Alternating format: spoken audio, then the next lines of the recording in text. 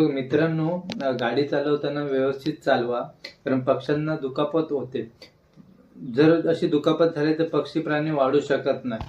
पण आपण त्याची काळजी घ्यावी. मुकी जनावर आहेत त्यांना काळजी घेऊन बघा, इथं बर्ड किती आलं, रक्त किती आलं बघा. म्हणजे असं तुम्ही जर काळजी घेतलात तर पक्षी प्राणी वाचू शकतो.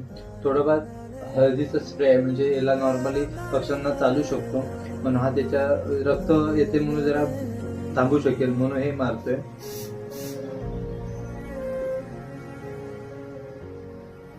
प्रकारे बरा झालेला आहे.